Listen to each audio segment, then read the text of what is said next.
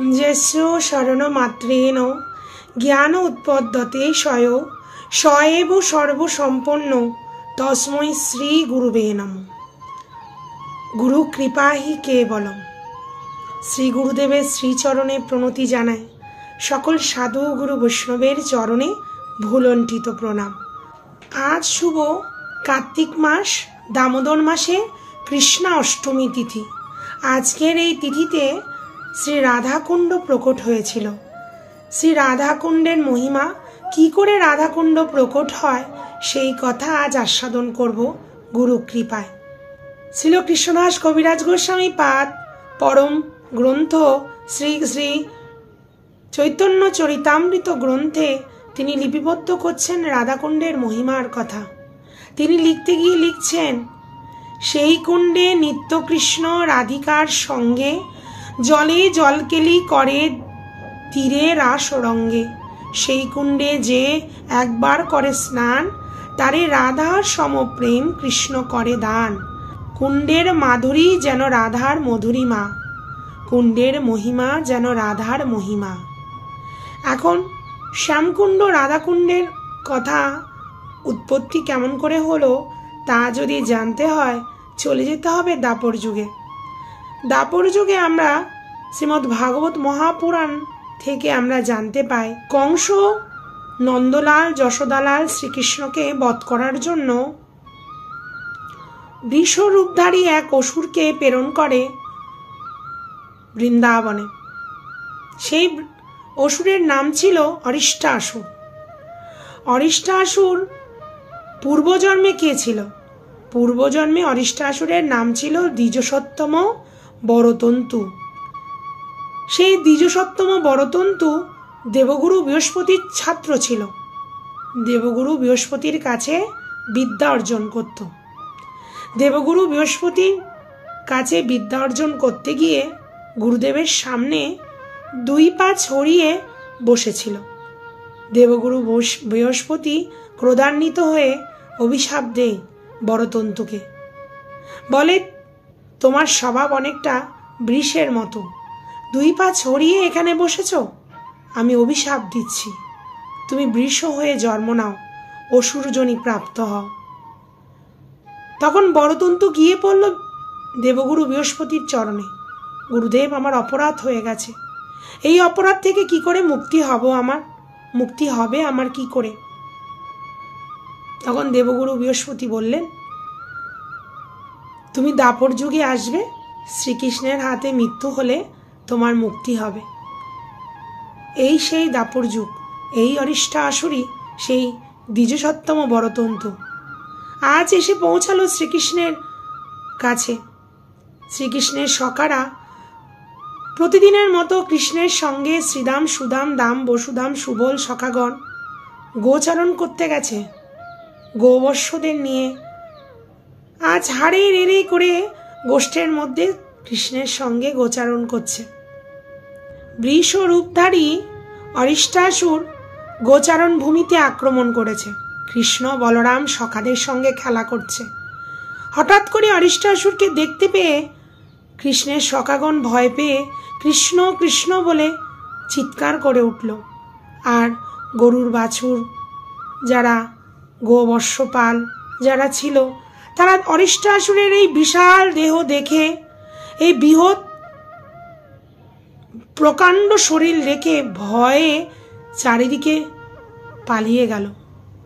কৃষ্ণ কৃষ্ণ কৃষ্ণ বলে সখাগণ পালিয়ে কৃষ্ণকে ডাকছে। পশুগণ গোচারণ ভূমি থেকে পালিয়ে গেল। শ্রীকৃষ্ণ যখন দেখলো অরিষ্টাসুরের ভয়ে আমার সখারা পালিয়ে যাচ্ছে, ভয় পেয়ে গেছে, ভূমি থেকে আমার গো বাছুরগুলো পালিয়ে যাচ্ছে, এই দেখে শ্রীকৃষ্ণের খুব দুঃখ হলো। শ্রীকৃষ্ণ যখন অরিষ্টাসুরের শিং দুটি ধরে অবলীলাক্রমে 18 হাত দূরে ফেলে দিল, আহত অরিষ্টাসুর পুনরায় শিং দিয়ে মাটিতে ঘষতে ঘষতে শ্রীকৃষ্ণের উপর আক্রমণ করতে দৌড়ে ছুটে আসছিল। যেমন করে একটা কাপড় ধোয়ার সময় কাপড়কে নিংড়ানো হয়, ঠিক তেমনি ভাবে অরিষ্টাসুরের দুটো পা ধরে শ্রীকৃষ্ণ এমন ভাবে ছুঁড়ে মারল, অরিষ্টাসুর রক্ত বমি করতে করতে সেইখানে প্রাণ ত্যাগ করল। ভগবানের হাতে মৃত্যু হওয়া মানেই মুক্তি হয়ে যাওয়া। সেই রাতে রাসরজনীতে শ্রীকৃষ্ণ শ্রীমতী রাধারানী সহ অষ্টসখী ললিতা, বিশাখা, চিত্রা, চম্পকলতা, সুদেবী, রঙ্গদেবী, ইন্দুলেখা, তুঙ্গবিদ্যা অষ্টসখীর সঙ্গে রাসরজনীতে মিলিত হল। শ্রীকৃষ্ণ যখন রাধারানীকে স্পর্শ করতে যাবে, শ্রীমতী রাধারানী বলে উঠলেন, শ্যাম, তুমি আমাকে স্পর্শ করো না। তুমি আজকে বৃষ রূপধারী অরিষ্টাসুরকে বধ করেছ, তুমি গোহত্যা করেছ। তখন শ্যাম সুন্দর বললেন, কি বলছো রাধে? সে তো বৃষ ছিল না, সে তো একটা অসুর ছিল, অরিষ্টাসুর। তাকে বধ করতে হতো, তাই বধ করেছি, এ তো গোহত্যা হয়নি। তখন শ্রীমতী রাধারানী বললেন, দেখো, বৃত্রাসুর ব্রাহ্মণ শরীর ছিল, অসুর হলে কি হবে, সে ব্রাহ্মণ দেহের অধিকারী ছিল। ইন্দ্র যখন বৃত্রাসুরকে বধ করে, ইন্দ্রের কিন্তু ব্রহ্মহত্যার অপরাধ স্পর্শ করে। ঠিক তেমনি অরিষ্টাসুর অসুর হলে কি হবে, সে বৃষরূপধারী ছিল। তাহলে তোমার কি গোহত্যার অপরাধ হলো না? তখন শ্রীকৃষ্ণ বললেন, ও রাধে, তুমি অনেক শাস্ত্র জানো, শাস্ত্র জানো বলে তুমি এত সুন্দর করে বলতে পারলে।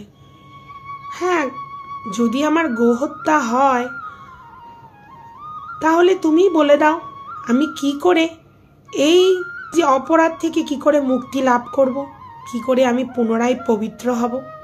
তখন শ্রীমতী রাধারানী বললেন, আমি আর আমার সখীরা পূর্ণমাসী দেবী ও গার্গী সকলের মুখে যা শুনেছি তা আমি তোমাকে বলতে পারি।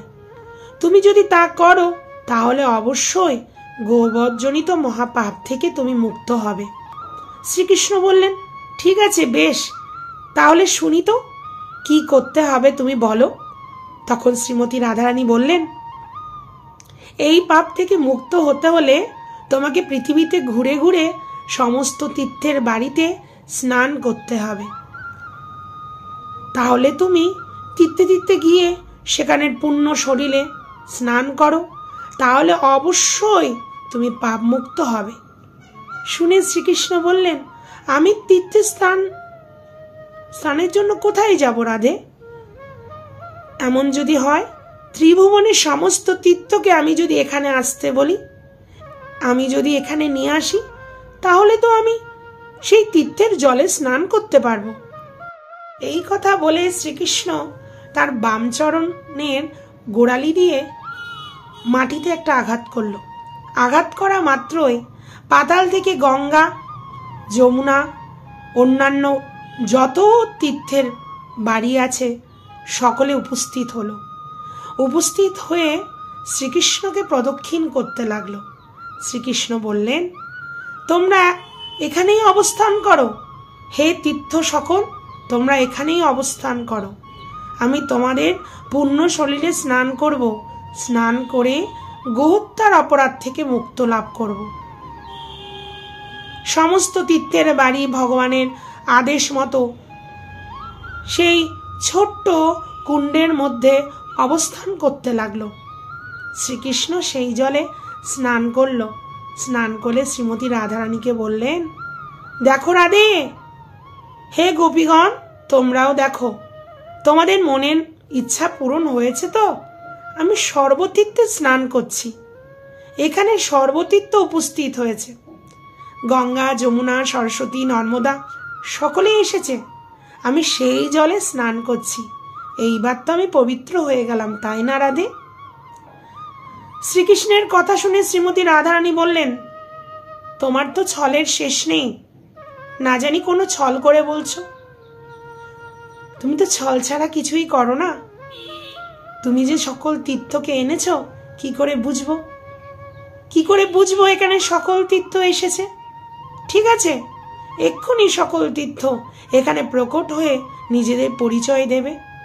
সর্বতীর্থের বাড়ি সেই মুহূর্তে সেখানে প্রকট হলো। প্রকট হয়ে নিজেদের পরিচয় দিতে লাগলো। নিজেদের পরিচয় দিতে গিয়ে বলছে, আমি গঙ্গা, আমি সরস্বতী, আমি যমুনা, আমি গোদাবরী, আমি নর্মদা, আমি তাম্রপর্ণী, আমি সোন, আমি ক্ষীর সমুদ্র, আমি লবণ সমুদ্র, আমি সরজু, আমি প্রয়াগরাজ, আমি পুষ্কর। এই রকম ভাবে প্রায় 28টি তীর্থ সেখানে প্রকট হলো। সবাই নিজেদের পরিচয় দিতে লাগলো। তখন রাধারানী ও গোপীরা বিশ্বাস করলেন।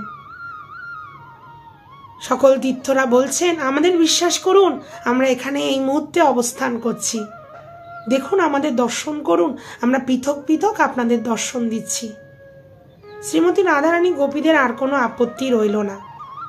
তখন শ্রীকৃষ্ণ কুণ্ডে স্নান করছেন আর বলছেন গোপীদের, পৃথিবীতে জন্মগ্রহণ করে গোপীরা তোমরা তো তেমন কিছু পুণ্যকর্ম করনি, এসো আমার কুণ্ডে স্নান করে তোমরা পুণ্য তীর্থ বাড়িতে স্নান করে নাও।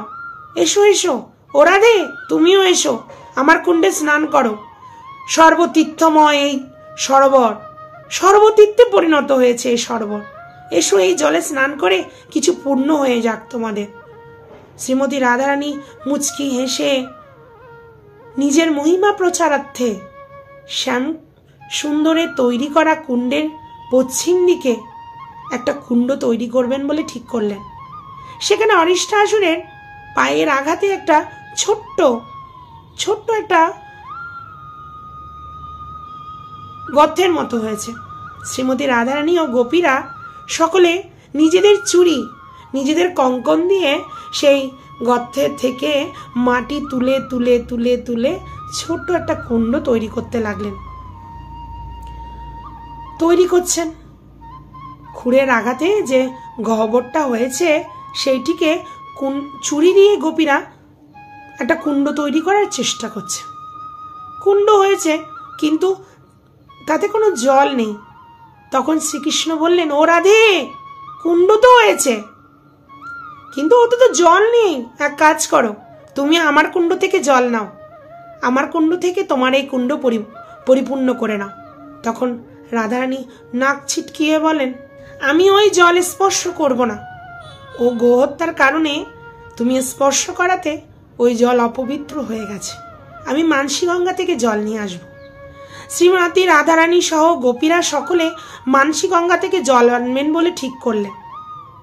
নিজের এক সৌন্দর্য কীর্তি স্থাপন করব, আমি মানসী গঙ্গা থেকে জল এনে আমার কুণ্ড আমি পরিপূর্ণ করব। শ্রীকৃষ্ণ মুচকি মুচকি হাসছেন। হেসে সর্বতীর্থকে যেতে বললেন চোখের ইশারায়। সকল তীর্থরা সেইখানে প্রকটিত হলো।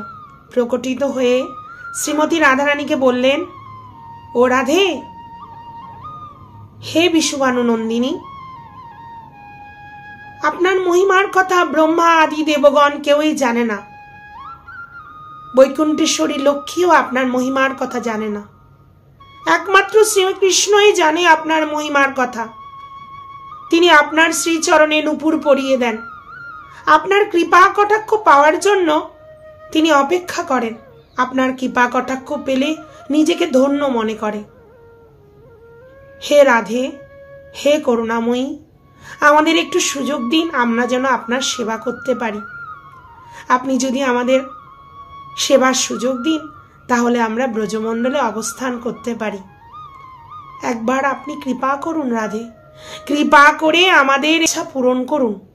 আমাদের হৃদয়ের বাসনা আপনার সেবা করব, সেই সেবার বাসনা দিয়ে আমাদের ধন্য করুন রাধে।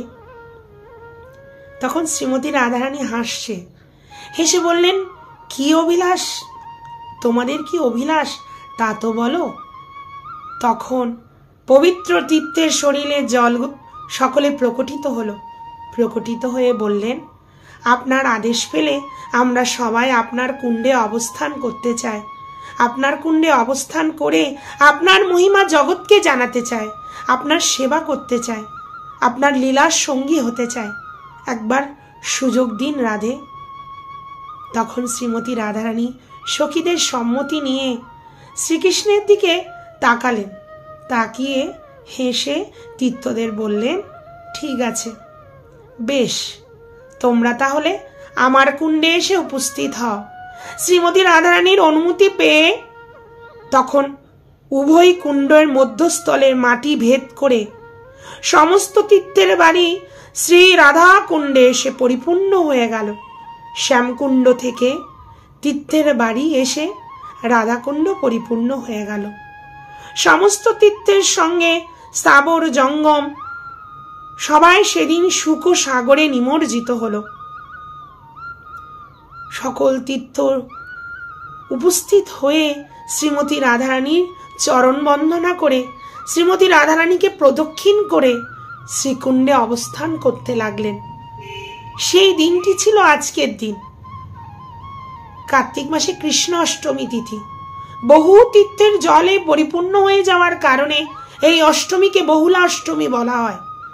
এই অষ্টমী তিথিকে আহি অষ্টমীও বলা হয়। আজকের দিনে রাধাকুণ্ডে সর্বতীর্থের জলে পরিপূর্ণ হয়ে গিয়েছিল। আজকের দিনে রাধাকুণ্ডের জলে সর্বতীর্থের মিলন হয়। যে আজকের দিনে রাধাকুণ্ডে স্নান করে সে কৃষ্ণের কাছে রাধার মতো সমপ্রিয়, রাধা সম প্রেম প্রাপ্তি করে। এহেন মহিমা শ্রী রাধাকুণ্ডের। ভগবান শ্রীকৃষ্ণ তখন শ্রীমতী রাধারানীর মহিমা প্রকাশ করার জন্য তাড়াতাড়ি করে শ্রীকুণ্ডে নামলেন। নেমে বললেন, হে প্রিয়তমে রাধে, আজ থেকে জগতে আমার কুণ্ডের থেকে তোমার কুণ্ডের মহিমা অধিক হবে। তোমার এই কুণ্ডে আমি প্রতিদিন স্নান করব, জলকেলি করব। হে রাধে, তুমি যেমন আমার প্রিয়া, ঠিক তেমনি তোমার এই কুণ্ড আমার পরম প্রিয়, তা জানবে। রাধারানী তখন সকল মান অভিমান ছেড়ে দিয়ে শ্যামকুণ্ডের জলে নেমে পড়লেন। বললেন, ওগো শ্যাম, তোমার কুণ্ড আমার প্রাণ। আজ থেকে আমিও শ্যামকুণ্ডে স্নান করব, জলবিহার করব। শুধু তাই নয়, ভক্তি ভরে যে এই কুণ্ডে স্নান করবে এবং এই কুণ্ডের তীরে বসবাস করবে, তাদের শত বাধা বিঘ্ন নষ্ট হয়ে যাবে। সে আমার অত্যন্ত প্রিয় হবে। শ্যামকুণ্ডের তটে যারা বাস করবে, শ্যামকুণ্ডের তটে যারা স্নান করবে, সে আমার কাছে অতি প্রিয় হবে। শ্রীমতী রাধারানী বললেন। কার্তিক মাসের অষ্টমী তিথিতে শ্রীমতী রাধারানী আদেশ করাতে সেই সকল তীর্থের জলে পরিপূর্ণ হয়ে যায় শ্রীকুণ্ড রাধাকুণ্ড। শ্যামকুণ্ড রাধাকুণ্ডের সম্বন্ধে আরো কিছু আছে কথা। দাপর যুগ চলে গেছে, কলিযুগ এসে গেছে। কলিযুগে এই শ্যামকুণ্ড রাধাকুণ্ড জঙ্গলপূর্ণ এলাকা হয়ে গিয়েছিল। কোথায় শ্যামকুণ্ড, কোথায় রাধাকুণ্ড কেউ কখনো খুঁজেই পাচ্ছিল না, কেউ জানতই না। ওখানে কোনো লোকরা বসবাস করতো না, জঙ্গলপূর্ণ এলাকা। বাঘ এসে রাধাকুণ্ডের জলে জল পান করত। তাই রাধাকুণ্ড কোথায় শ্যামকুণ্ড তা জানা সম্ভব হয়নি। যদি শ্রীমান মহাপ্রভু না আসতেন, কলি পাবন অবতার গৌরহরি যদি না আসতেন, আমরা কিছুতেই জানতে পারতাম না কোথায় রাধাকুণ্ড, কোথায় শ্যামকুণ্ড। তিনি আমাদের জানিয়ে দিলেন কোনটি রাধাকুণ্ড, কোনটি শ্যামকুণ্ড। তিনি যখন গিরিরাজ গোবর্ধনে অবস্থান করছিলেন, সঙ্গে ছিল সনরিয়া এক ব্রাহ্মণের নাম কৃষ্ণদাস। সেই কৃষ্ণদাসকে নিয়ে তিনি গিরিরাজ গোবর্ধনের তটে শ্যামকুণ্ড রাধাকুণ্ড কোথায় খোঁজার চেষ্টা করছে। লোক দেখলেই তাদেরকে জিজ্ঞেস করছে, কোথায় আমার রাধাকুণ্ড, কোথায় আমার শ্যামকুণ্ড, একবার বলে দাও, কেউ তো বলো রাধাকুণ্ড শ্যামকুণ্ড কোথায়। তিনি ভাবাবিষ্ট হয়ে পড়লেন, অজ্ঞান হয়ে গেছে, বাহ্যের স্মৃতি নেই। মহাপ্রভু অজ্ঞান হয়ে পড়ে আছেন কোথায়? তমালতলায়। এখন যেখানে তমালতলা মহাপ্রভুর বৈঠক, সেখানে মহাপ্রভু বাহ্য স্মৃতি হারিয়ে অজ্ঞান হয়ে পড়ে আছেন। সেই ব্রাহ্মণ কৃষ্ণদাস কানের মধ্যে গিয়ে হরে কৃষ্ণ কৃষ্ণ কৃষ্ণ হরে হরে, হরে রাম রাম রাম হরে হরে মধুময় নাম মহাপ্রভুর কর্ণে দিচ্ছে। মহাপ্রভু এই নাম শুনতে উঠে বসলেন। পেয়েছি আমার রাধাকুণ্ড শ্যামকুণ্ড কোথায়। ছোট ছোট দুটো ক্ষেত, ধানের ক্ষেত। সকলে বলে গড়ি ক্ষেত, কালী ক্ষেত। মহাপ্রভু সঙ্গে সঙ্গে ওই ক্ষেতের মধ্যে নেমে সেই জলে স্নান করে শ্রী রাধাকুণ্ডের স্তব পাঠ করলেন। রাধাকুণ্ডের মৃত্তিকা নিয়ে কপালে তিলক করলেন, বললেন, এই আমার রাধাকুণ্ড, এই আমার শ্যামকুণ্ড, আজ থেকে এই রাধাকুণ্ড, এই জলে যে স্নান করে রাধা সম প্রেম প্রাপ্তি করে, এই আমার রাধাকুণ্ড, এই শ্যামকুণ্ড। গৌরহরি বলে যাওয়ার পর আমরা জানতে পেরেছি এ রাধাকুণ্ড কোথায়, শ্যামকুণ্ড কোথায়। তা না হলে আমরা জানতেই পারতাম না কোথায় রাধাকুণ্ড, কোথায় শ্যামকুণ্ড। পরবর্তীতেও এই এলাকাগুলো জঙ্গলপূর্ণই ছিল। আজকে যে রাধাকুণ্ড শ্যামকুণ্ড দেখছি, এই রাধাকুণ্ড শ্যামকুণ্ড প্রতিষ্ঠা হয়েছে, করেছেন 6 গোস্বামীপাদের অন্যতম গোস্বামীপাদ ছিল রঘুনাথ দাস গোস্বামীপাদ। আজকে রাধাকুণ্ড, আজকের শ্যামকুণ্ডের তৈরির পিছনে অবদান ছিল দাস গোস্বামীপাদের অবদান। রঘুনাথ দাস গোস্বামীপাদ তিনি যখন রাধাকুণ্ডের তটে সাধন ভজন করতে গেলেন, তখন রাধাকুণ্ড এমনটি ছিল না, চারিদিকে জঙ্গলপূর্ণ এলাকা। তিনি গাছের তলায় বসে সাধন ভজন করতেন। নিত্য প্রতিদিন শ্রীমতী রাধারানীর নাম জপ করে নিত্যলীলা দর্শনে তিনি ডুবে থাকতেন। রাধাকুণ্ডের তটে মানসপ্লাবন ঘাট বলে একটি ঘাট আছে শ্যামকুণ্ডের ওখানে, যেখানে রাধারানী কৃষ্ণকে পাওয়ার জন্য মানস করে স্নান করতেন।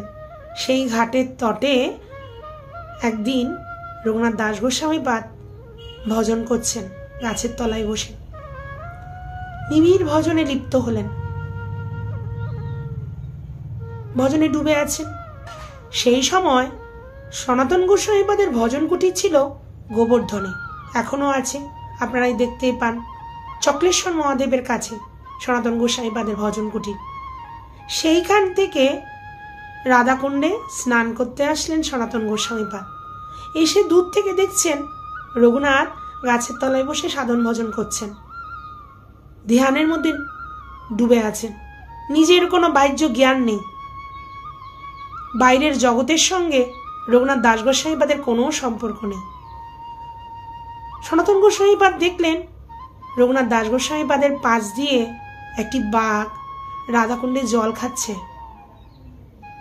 দেখে তিনি বহু চিন্তায় পড়লেন। এই দৃশ্য দেখে সনাতন গোস্বামীপাদ খুব ভীত হলেন, বললেন, রঘুনাথ, তুমি কি চাও? তুমি যার সাধন ভজন করো রাধা গোবিন্দ নিত্য প্রতিদিন তোমাকে রক্ষা করতে আসুক?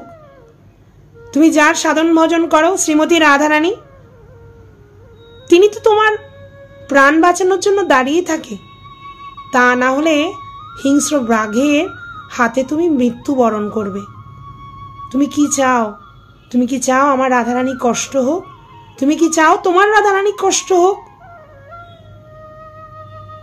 রঘুনাথ তখন বললেন, না না, আমি তো তা চাই না, আমার রাধারানী কষ্ট তো আমি দিতে চাই না।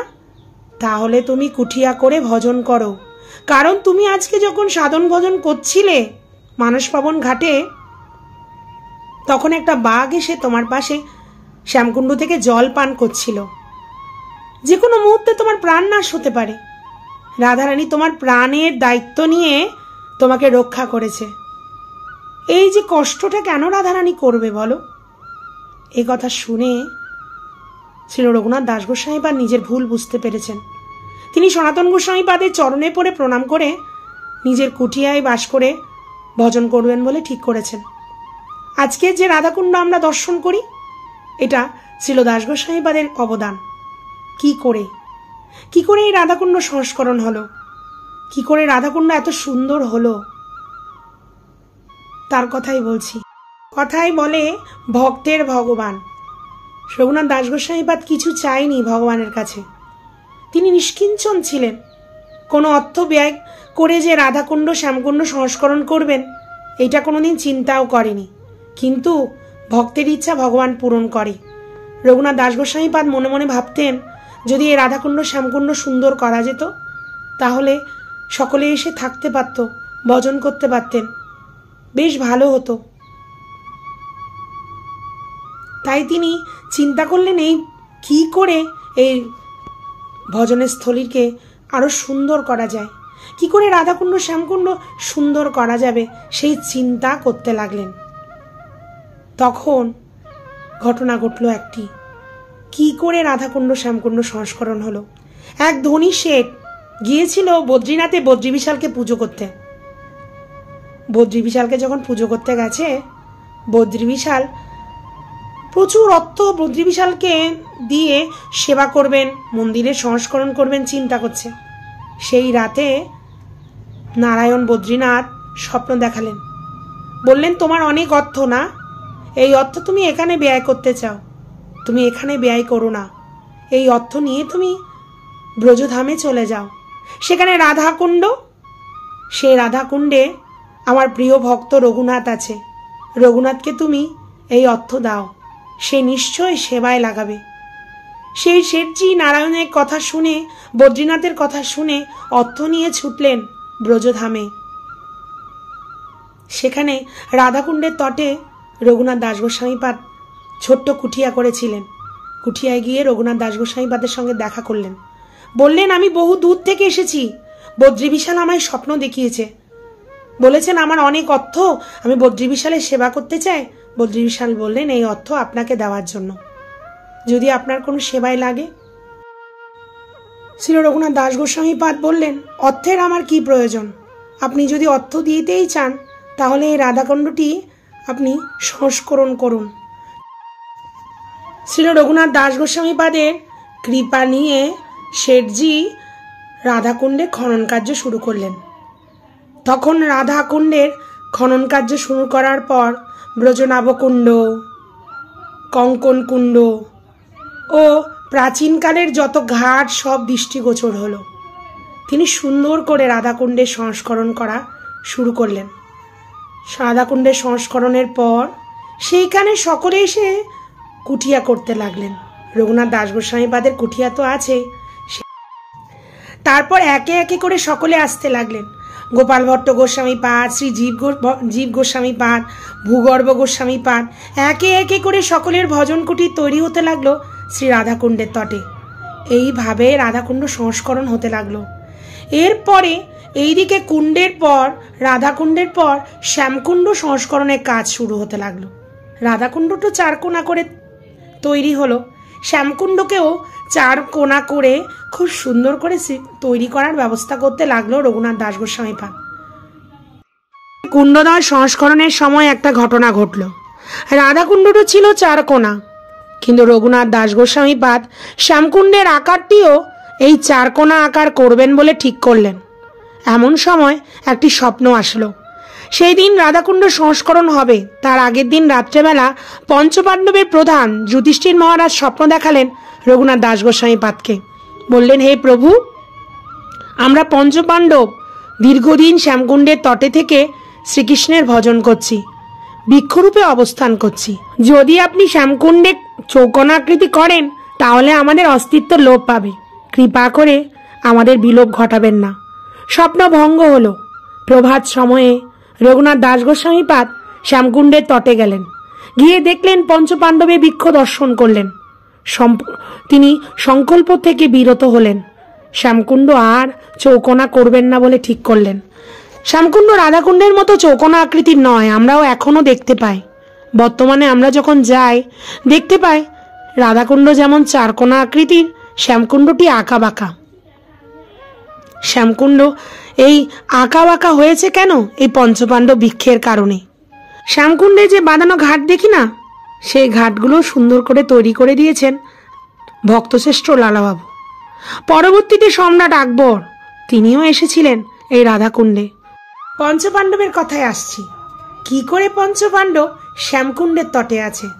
দ্বারকালীলার শেষে ভগবান শ্রীকৃষ্ণ নিত্যধামে গমন করার পর দ্রৌপদী সহ পঞ্চপাণ্ডব কৃষ্ণ বিরহে এই মর্ত্যবাসে থাকা কঠিন হয়ে পড়েছিল।